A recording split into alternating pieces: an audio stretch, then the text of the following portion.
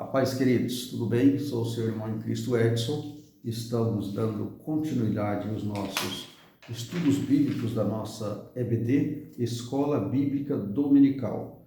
Estamos estudando nesse trimestre a nossa revista que ela traz o título, né? Em defesa da fé cristã, combatendo as antigas heresias que se apresentam com novas aparências.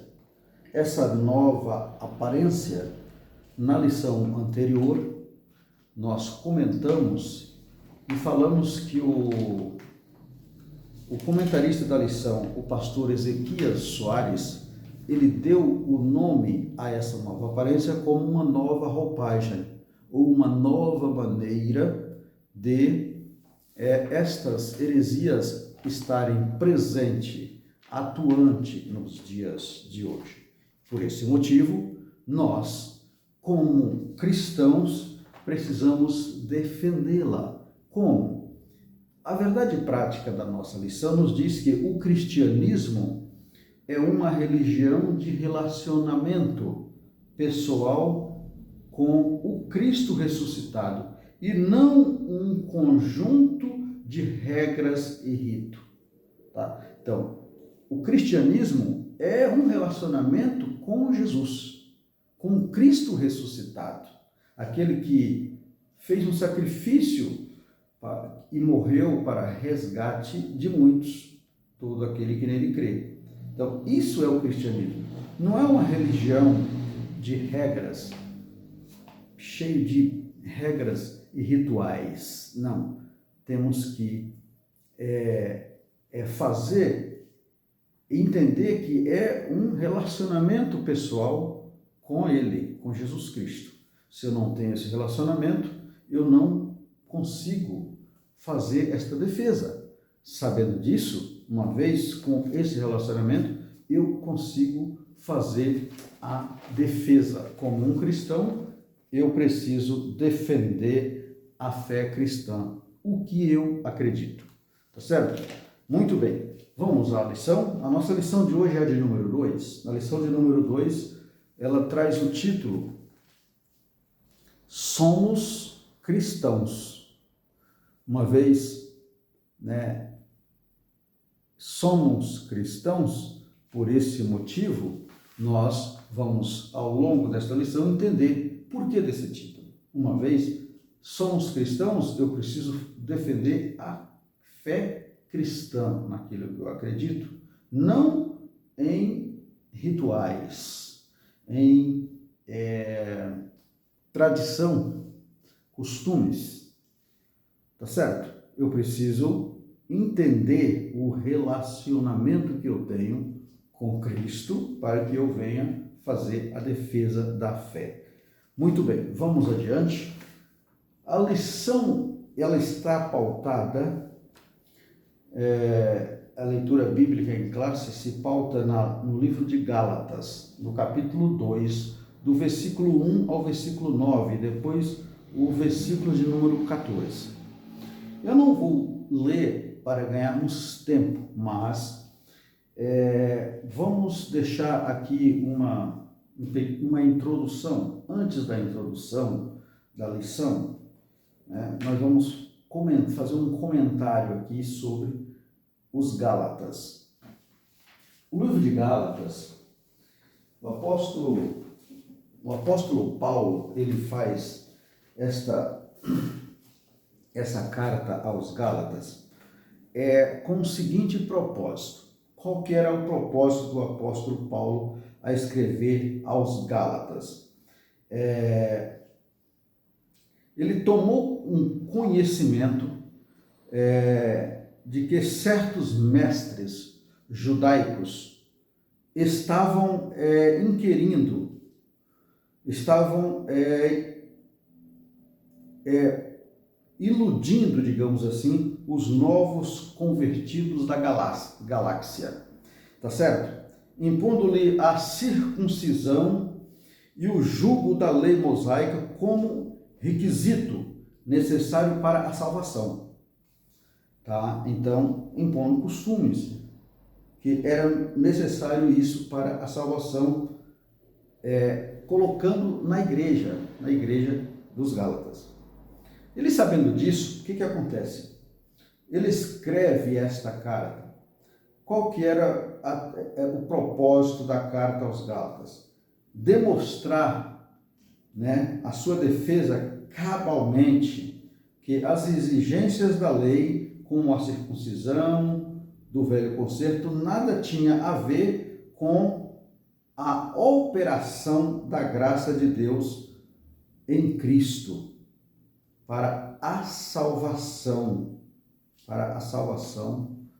né, daqueles que se convertiam sobre o novo concerto, porque não precisava dos ritos do passado, no Antigo Testamento, da lei mosaica, tá certo? E também para reafirmar claramente que o crente, né, recebe o Espírito Santo e com ele a nova vida espiritual por meio da fé no Senhor e não por meio da lei do Antigo Testamento, tá certo? Então, com a conversão, né, o apóstolo Paulo afirma que agora o crente ele recebe o Espírito Santo, e com o Espírito Santo, ele começa a praticar uma nova maneira de viver, uma nova vida. Essa nova vida ela é espiritual, por meio da fé no Senhor Jesus Cristo. Com essa bagagem da nova fé, né, dessa novidade de vida, ele é a suficiência para alcançar a salvação, uma vez crendo no unigênito Filho de Deus e não mais nos ritos do Antigo Testamento. Tá certo? Muito bem. Isso era o propósito da escrita aos Gálatas, do apóstolo Paulo. Uma vez ele sabendo dessa situação, ele se preocupa e aí ele faz esta carta aos Gálatas. Tanto que no capítulo de número 3, ele vai dizer o seguinte. No capítulo 3, ele começa o capítulo dizendo assim: ó insensatos Gálatas, ó insensatos Gálatas, quem vos fascinou para não obedecerdes à verdade, a vós perante os olhos de quem Jesus Cristo foi já representado como crucificado? Quem vos ensinou a sair deste ensinamento que eu dei para vocês? Aí ele vai dizer, só quisera saber isso de vós. Recebeste o Espírito pelas obras da lei ou pela pregação da fé? É uma pergunta. Vocês receberam o Espírito Santo pelas obras da lei? Os ritos da lei mosaica ou pela fé, né? Sois vós tão insensatos que, tendo começado pelo Espírito, acabeis agora pela carne. Ele joga isso, né, na cara dos Gálatas. Então, a leitura bíblica em classe do capítulo 2 vai estar falando dessas situações na qual eles, né, agora eles estão sendo enganados por falsos mestres. Muito bem. A lição vai nos dizer, na introdução da nossa lição, nos diz assim, olha,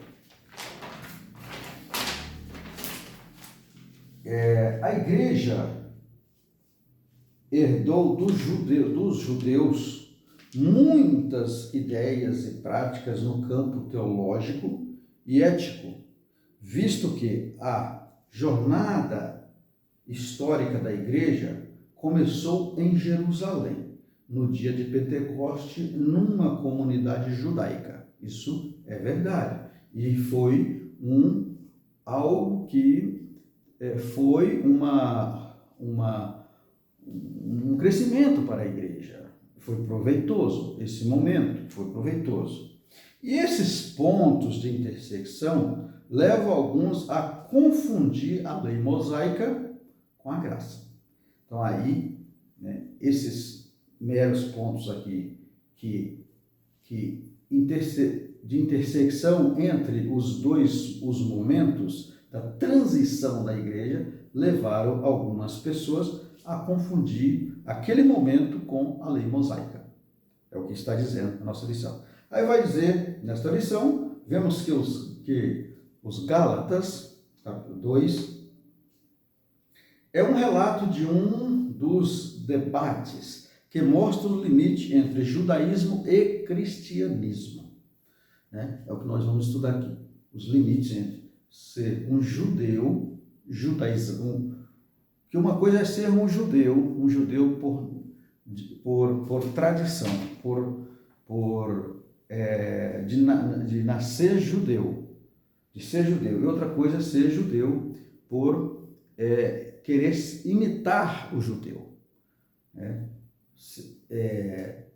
Ser um tradicionalista, um judeu por tradição, ou por achar bonito, sei lá qual motivo. Né? A gente vai descobrir algumas coisas dessa situação aqui nessa lição, tá certo? E cristianismo, e nós já explicamos que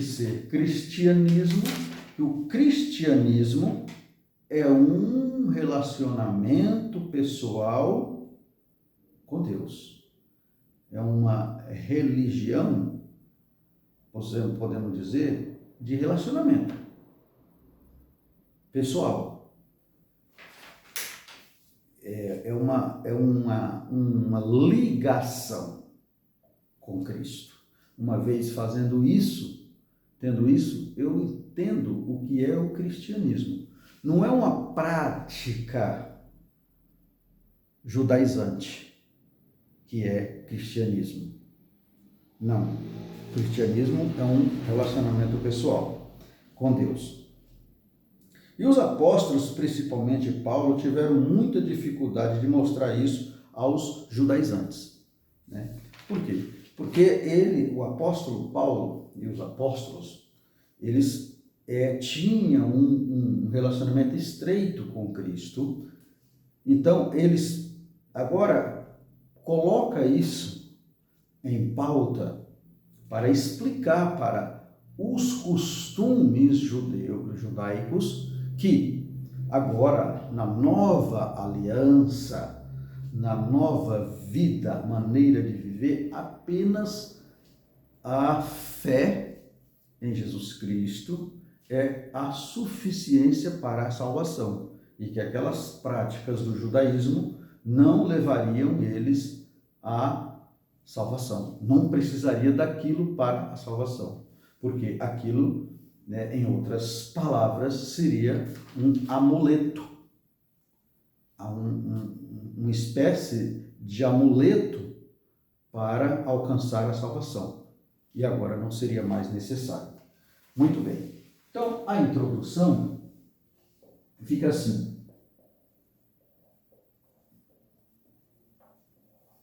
A introdução fica assim, ó.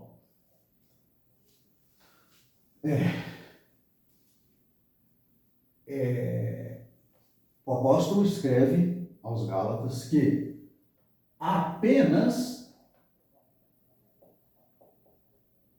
a fé em Cristo é suficiente. Em Cristo é suficiente.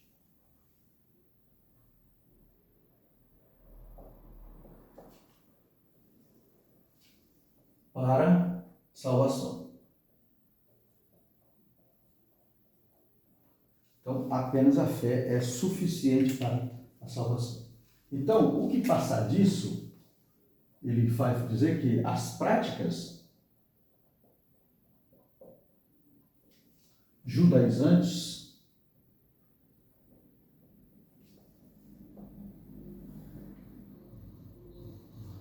em outras palavras, seria amuleto. Amuletos, e não seria algo necessário para ser salvo. E isso estava trazendo alguns prejuízos para a igreja, porque eles estavam impondo, né, os falsos ensinadores do judaísmo estavam impondo os novos convertidos, né, uma maneira de infiltrar aquilo na igreja na qual Paulo ensinou, né? Ensinou que Cristo era a suficiência para o cristianismo, para a salvação deles. Tá certo? Vamos adiante. Então, amados, aqui vamos entender agora no tópico 1. No tópico 1 nós vamos falar sobre, prevenindo-se contra a tendência judaizante. Tendência.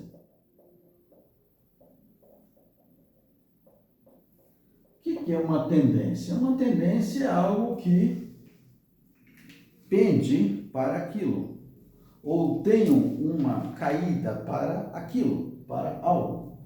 E aqui no tópico 1, nós vamos falar sobre isso. Subindo outra vez a Jerusalém. 14 anos depois de sua conversão a Cristo, Paulo sobe pela segunda vez a Jerusalém. Essa segunda visita foi por revelação, né? Sobe a Jerusalém por revelação. Está em Atos dos Apóstolos, capítulo 11, versículo 27 ao versículo 30. Não sendo uma convocação pelos apóstolos para prestação de contas. Ou seja, ele tem uma revelação e ali ele sobe a Jerusalém, e a Bíblia vai dizer que essa revelação foi para trazer algo que viesse a trazer um ensinamento para a igreja por problemas levados ali a esses desconforto de ensinamento de falsos mestres. Capítulo 11, versículo 27 ao versículo 30 de Atos dos Apóstolos. Vamos ler aqui. Atos dos Apóstolos, capítulo 11, 27 ao 30, nos diz assim, Naqueles dias, desceram os profetas de Jerusalém para Antioquia, e levantando-se um deles por nome de Ágapo, dava a entender pelo Espírito que haveria uma grande fome em todo o mundo. E isso aconteceu no tempo de Cláudio César. E os discípulos determinaram mandar cada um conforme o que pudesse socorrer os irmãos que habitavam a Judéia, o qual ele, com efeito, fez, enviando-o aos anciãos, por mão de Barnabé e de Saulo. O relato aqui vai dizer que o Espírito Santo, eles chamam, convoca, Paulo é despertado aqui para levar donativos para os irmãos lá em Jerusalém. Então, ele é chamado aqui para esse fim, né? A lição vai falar que eles são despertados para essa situação. no capítulo de número 11, versículo 27 ao versículo 30, tá certo? Infere-se que essa epístola aos Gálatas foi escrita antes do referido concílio, o concílio de Jerusalém. Então vai dizer que a epístola aos Gálatas foi antes disso, por não há menção dele na carta, visto que o concílio tratou do mesmo assunto. Somando os anos mencionados em Gálatas, podemos afirmar que essa visita aconteceu antes da sua primeira viagem missionária.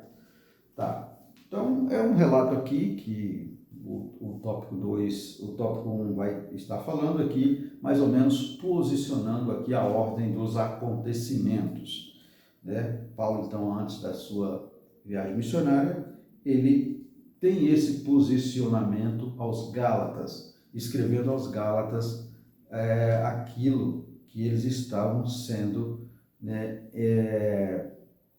ludibriados, vamos dizer assim, enganados por falsas doutrinas, uma vez que eles tinham sido ensinados pelo apóstolo. Tá certo? Muito bem. A Bíblia vai dizer aqui que ele 14 anos aproximadamente, né, depois da conversão, Paulo é despertado para trazer esses ensinamentos aos Gálatas. Tá?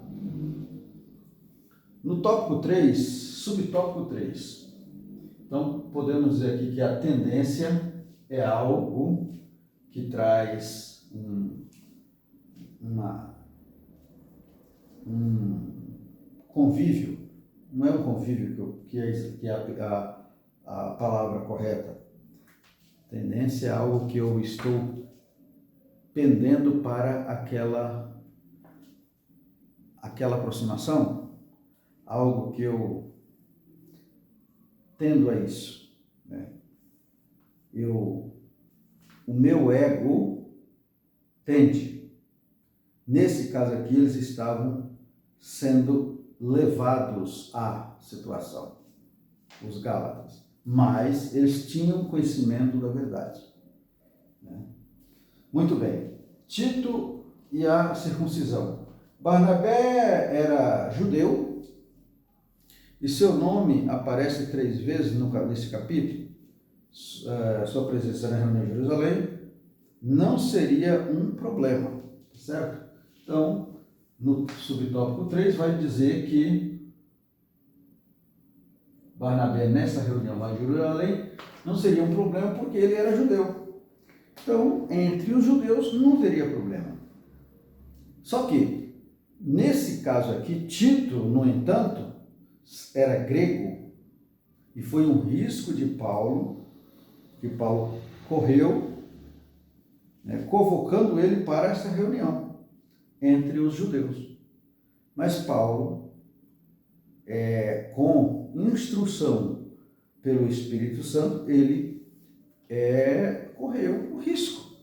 Por quê? Porque ele estava orientado ali por Deus.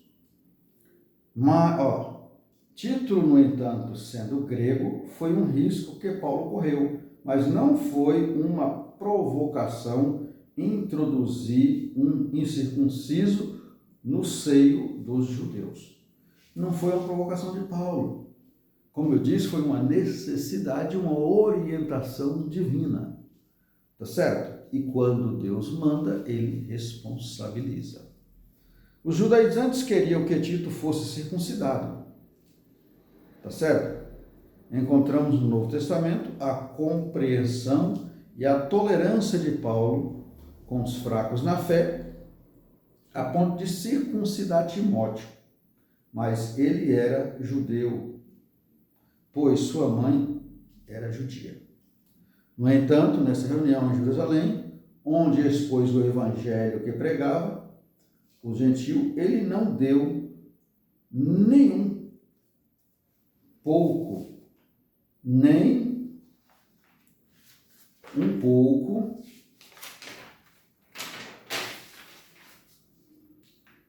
por 1 hora. Isso por duas razões. Tito era grego e porque estava em jogo a verdade do Evangelho e o futuro do próprio cristianismo. Aqui vai relatar que Paulo foi duro nesta reunião. Ele até abriu mão de permitir que Timóteo fosse circuncidado. Timóteo, aquela circuncisão física, não ia levar a desconversão de Timóteo, uma vez que Timóteo tinha o relacionamento pessoal com Cristo. O apóstolo, sabendo disso, ele falou: não, Timóteo, não tem problema. Vamos, circunda, faz a circuncisão, não tem problema. Tá? Só que quando ele, nessa reunião de Jerusalém, ele pregou o evangelho à risca e explicou para aqueles judaizantes que não era bem daquela maneira que eles estavam conduzindo aquela reunião. E ele não abriu mão disso. Tá certo? Pois é, amados. O defensor da fé, aquele que defende a fé cristã, que faz a defesa da fé cristã, ele não pode, por momento algum, abrir mão da verdade da Bíblia, da verdade da palavra de Deus. Eu não posso seguir caminhos parecidos ou caminhos que me levam a uma tendência a resvalar os meus pés, ou que eu levo uma tendência a encontrar uma saída falsa, porque isso me leva a prejuízos para a minha fé. Foi o que o apóstolo Paulo, ele expressou aqui naquela reunião. Ele falou: de maneira alguma eu abro mão do evangelho. Tá certo? Expôs o evangelho que pregava aos gentios. Ele não cedeu nem um pouco, nenhuma hora sequer. Olha, o evangelho que foi pregado aos gentios foi esse, e é esse que nós pregamos, é esse que é o evangelho. De forma nenhuma existe dois evangelhos. O evangelho é um só. Certo? Então, Paulo não abriu mão.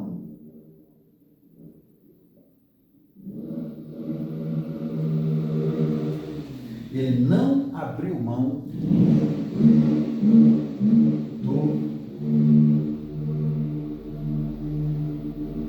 do seu ou da sua convicção,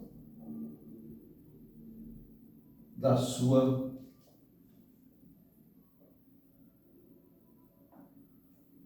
convicção, da convicção de quem ele cria.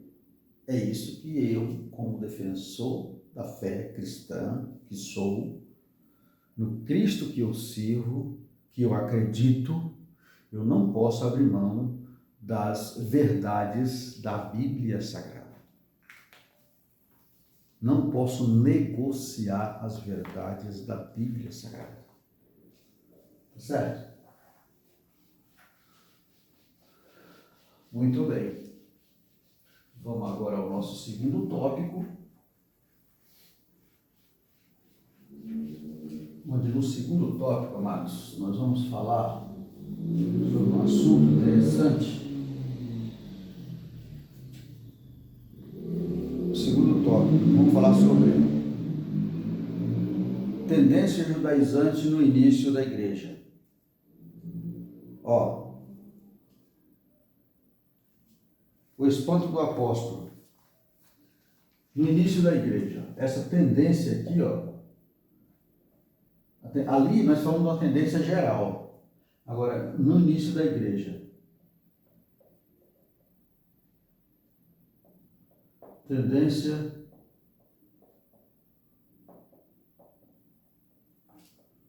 judaizante no início da igreja.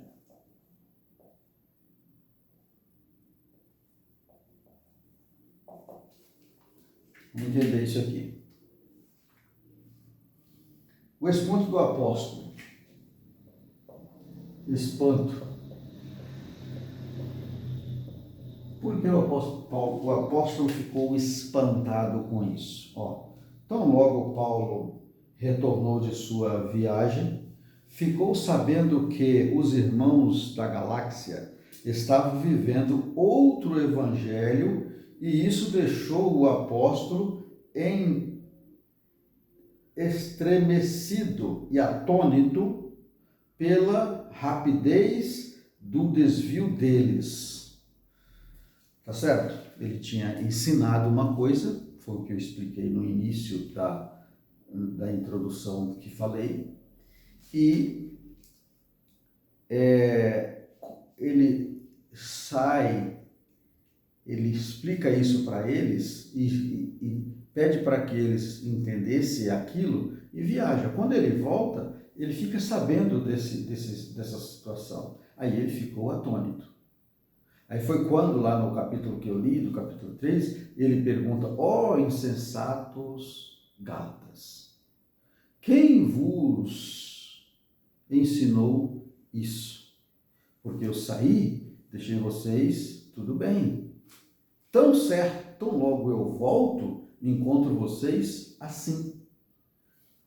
Nos refuta aqui e nos lembra, né, o desvio de Israel, do povo de Deus, né, ao servir o bezerro de ouro.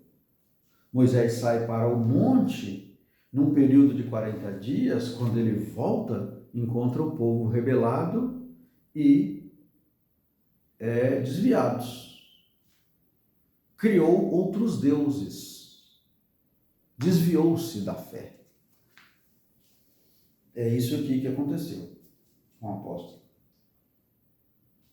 O verbo grego metalische, deixar, abandonar, desertar, mudar de pensamento, virar a casaca. Foi isso que aconteceu com os Gálatas. Eles mudaram de pensamento. Virou a página para o outro lado. Tá certo? Não virar de página de ter passado de fase, não. Eles retrocederam. Né? Eles retrocederam. O que o apóstolo emprega nesta passagem era usado na antiguidade quando alguém desertava do exército ou se rebelava contra ele. Isso significa também mudança de partido político, filosofia e religião. Em outras palavras, aqueles irmãos gálatas estavam abandonando a fé. E é isso que acontece. Se eu passo a crer num outro evangelho, eu nada mais estou fazendo que abandonar a fé. Né? Então, essas novas ideologias, essas filosofias que falamos na lição passada de genealogia sem fins, elas levam as pessoas a desviar-se da fé, crendo nos seus próprios desenvolvimentos, seus próprios instintos, né? suas próprias filosofias. Estão desviando-se da fé. É isso, e isso leva às heresias. Daqui a pouco eu viro eu sou um herético, e a esta heresia me leva a eu desviar-se da fé e ao ponto de muitas lideranças terem, entre aspas, novas revelações. E aí na aula passada nós chegamos que aí depois disso, aí vem as seitas. A seita, ela acontece quando há essas revelações, onde a Bíblia não é a suficiência, aquilo que está na Bíblia precisa ser alterada, né, por muitos. E aí eu começo a ter pensamentos próprios, levando a Bíblia a ser insuficiente. Tá certo, amados? Muito bem. Quem eram os judaizantes? Quem eram esses caras aqui? Tópico 2, subtópico 2. Quem eram os judaizantes?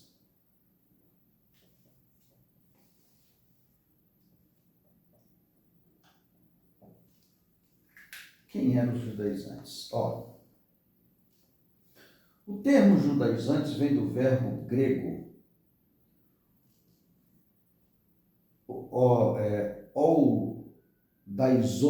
odaizo, que quer dizer viver como judeu, adotar costumes e ritos judaicos.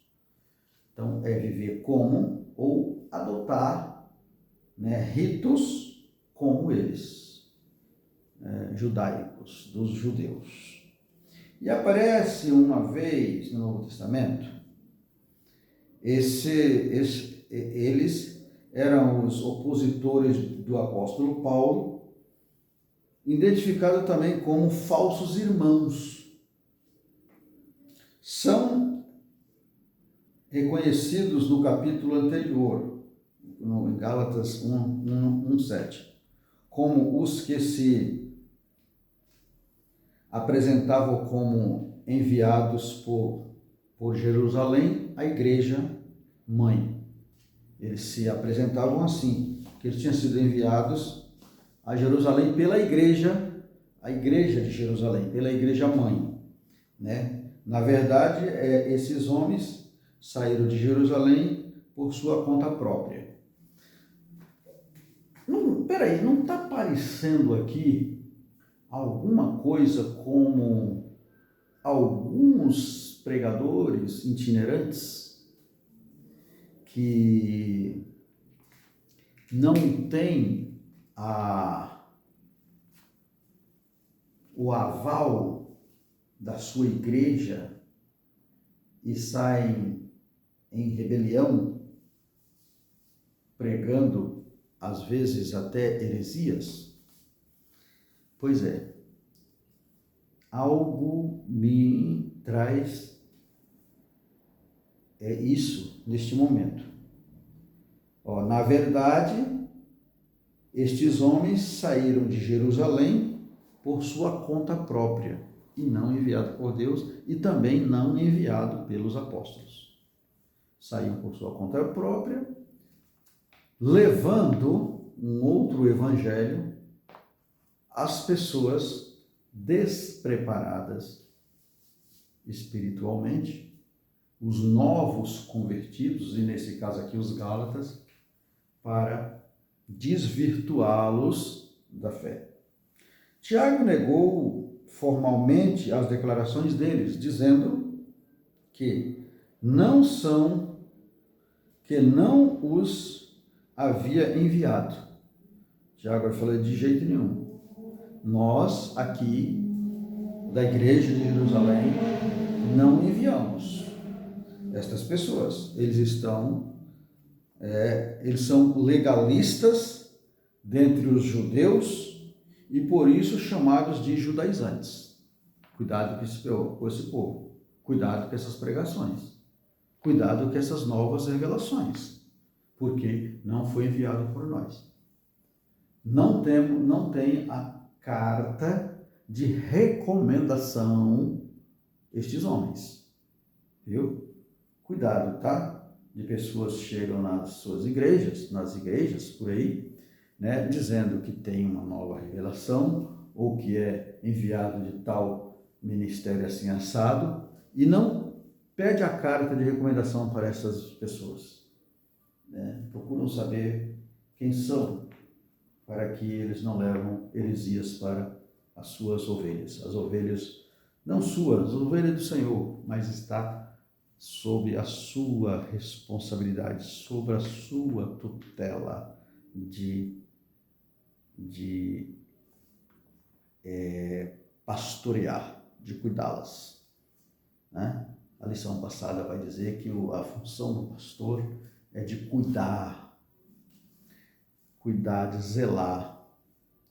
Então, como pastor, precisamos cuidar, zelar, ter essas visões, para que esses lobos devoradores não venham, né, com pele de ovelha, trazer a aparência, né? A nova aparência para tragar a lã das ovelhas. Tá certo, amados? Vamos adiante.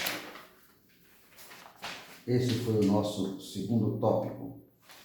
Vamos ao nosso clima de tensão. O que é o clima de tensão no terceiro tópico aqui? Clima. Terceiro subtópico, de tensão.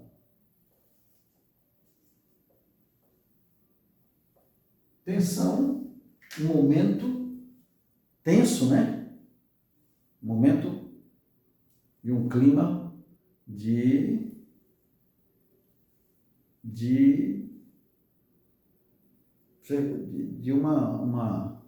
uma tendência a estar com os nervos à flor da pele, digamos assim. Não é necessário muito esforço para perceber o quanto Paulo e Barnabé foram pressionados pelos judaizantes diante dos demais apóstolos de Jerusalém. À luz do versículo 9, parece que somente João, Pedro e Tiago estavam presentes. Os outros apóstolos deveriam estar em plena atividade missionária em outras regiões. Os judaizantes, chamados de falsos irmãos, conseguiram furar o bloqueio e entrar sem serem convidados à reunião. Eram inimigos da liberdade cristã, do evangelho de Paulo e do próprio cristianismo. O pior de tudo é que essas pessoas estavam infiltradas na igreja e conseguiam até entrar nas reuniões apostólicas. Pois é, então o clima era tenso, né? Essa tensão aqui era um clima tenso, na qual esses 3 obreiros do Senhor apenas estavam presentes na igreja de Jerusalém, e estas pessoas acabavam entrando na igreja e semeando os seus fermentos, né? Os seus fermentos, um pouco de fermento leveda toda a massa, e esses fermentos dessas pessoas acabavam, né, levando também ali, porque eram poucos os obreiros nesta igreja, nesta época. Muitas das vezes acontece entre as nossas igrejas na atualidade, pessoas que chegam, né, e acabam também trazendo fermentos, né, para a igreja, e às vezes a gente tem essa dificuldade de identificá-los. Por isso precisamos ter cuidado quando estes lobos aparecerem diante das nossas congregações. Muito bem. Terceiro subtópico. Terceiro tópico vai falar a tendência judaizante hoje, né? Hoje, no momento. Que tendência tem hoje, né?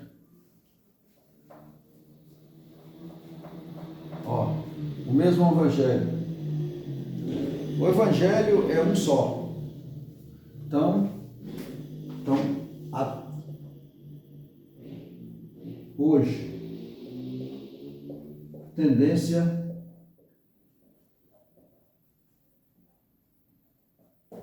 hoje, na atualidade. Então, primeiro, o evangelho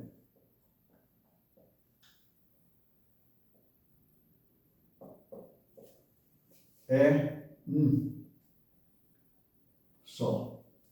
Não existe dois evangelhos. Então, o evangelho é um só.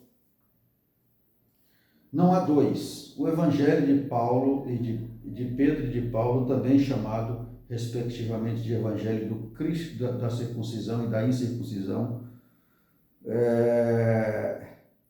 são meras formas de apresentação, pois o conteúdo é o mesmo.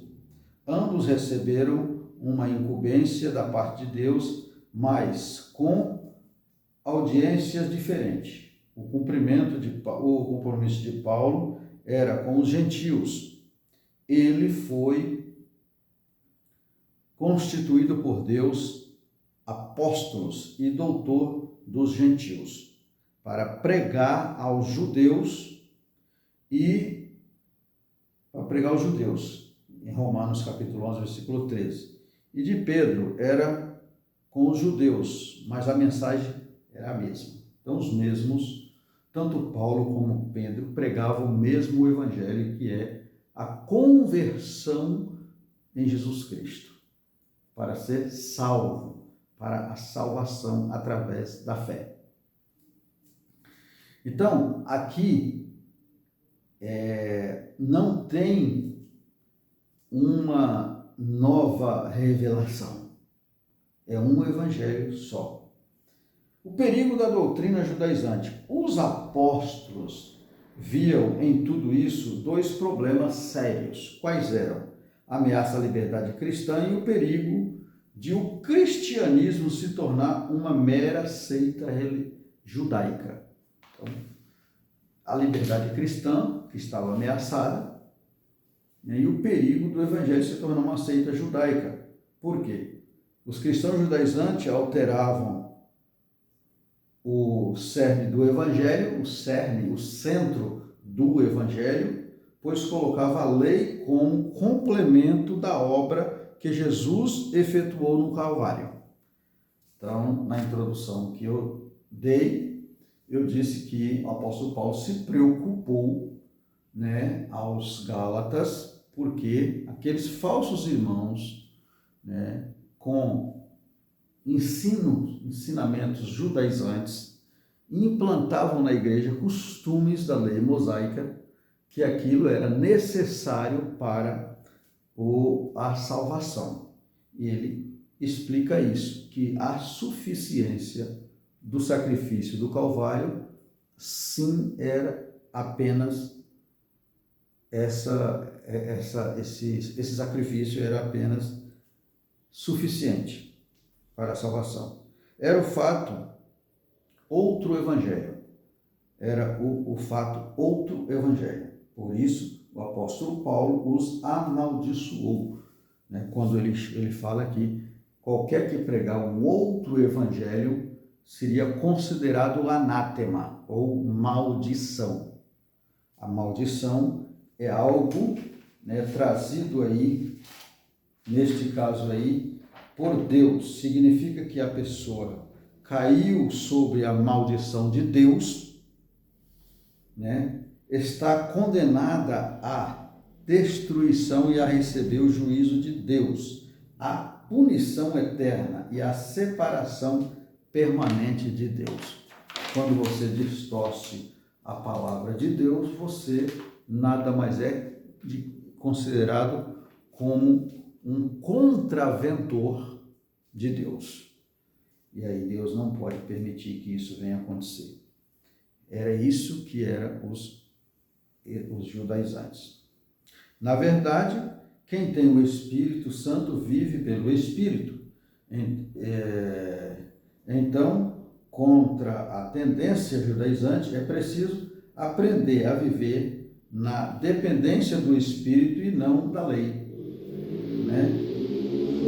Lutando contra os vícios da carne e buscando as virtudes do fruto do Espírito. Então,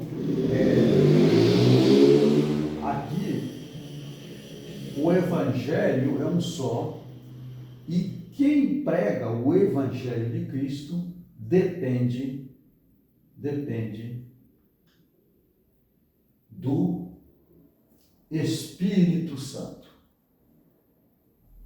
Depende do Espírito Santo. Independente de qualquer que seja o conhecimento teológico, você depende do Espírito Santo.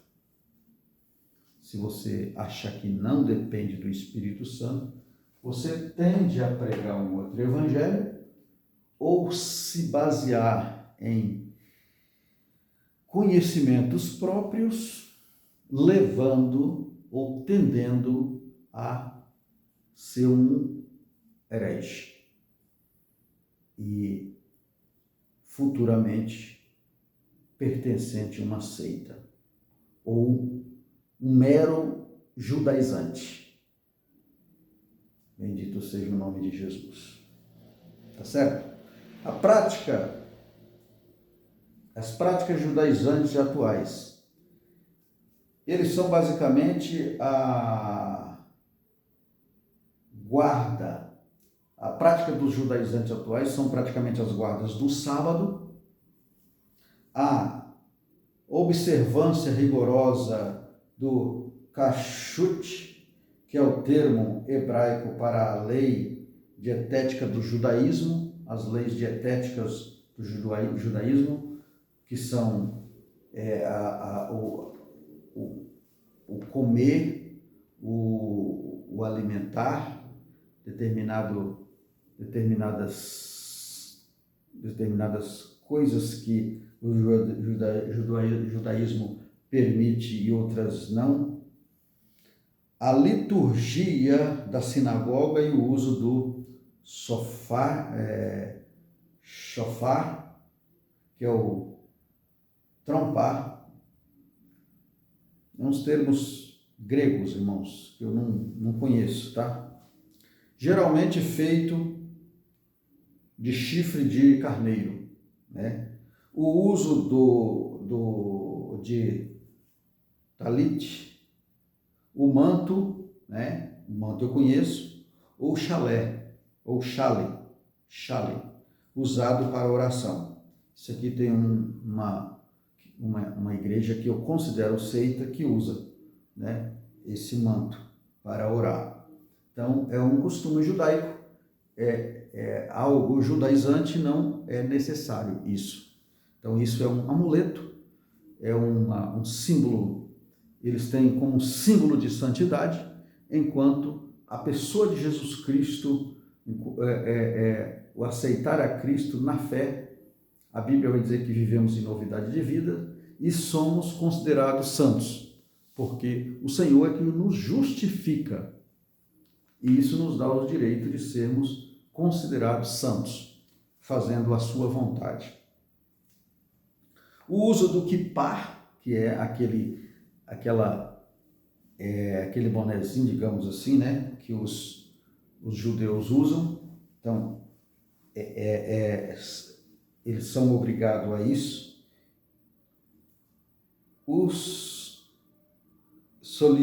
solideu que os judeus religiosos usam sobre a cabeça. Então, é aquela peça que eles usam sobre a cabeça. Os judeus messiânicos, principalmente em Israel, seguem a tradição judaica. Isso acontece simplesmente para preservar a identidade cultural deles e tem amparo neotestamentário. É algo chamado estando circuncidado. É alguém chamado sendo circuncidado, fique circuncidado. Ou seja, a conversão a Cristo do judeu, ele não precisa mudar a sua tradição e cultura. Então, aqui é o seguinte: para o judeu, né, o judeu de Israel, o judeu messiânico, né, para o judeu messiânico, principalmente em Israel, isso é uma tradição, um costume tradicional para preservar a cultura, a identidade e a cultura deles. E tem base, amparo neotestamentário. Mas quando ele se converte a Cristo, né?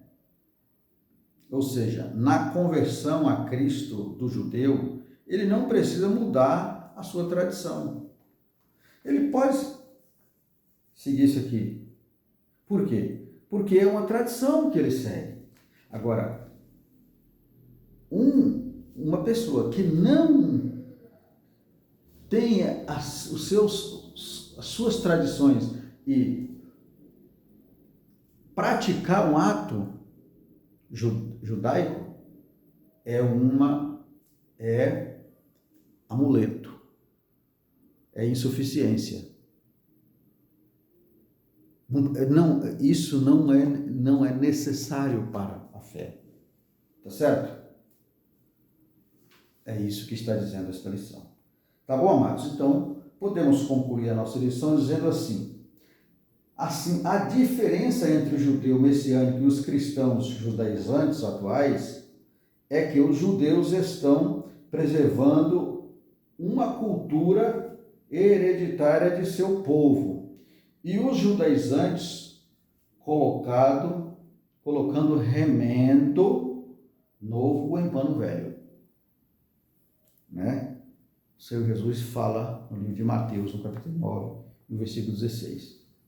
Uma coisa é o judeu estar preservando a cultura, a identidade dele. E a outra coisa é eu querer ser uma coisa que eu não sou e vou praticar algo que eu estou trazendo uma bagagem para mim.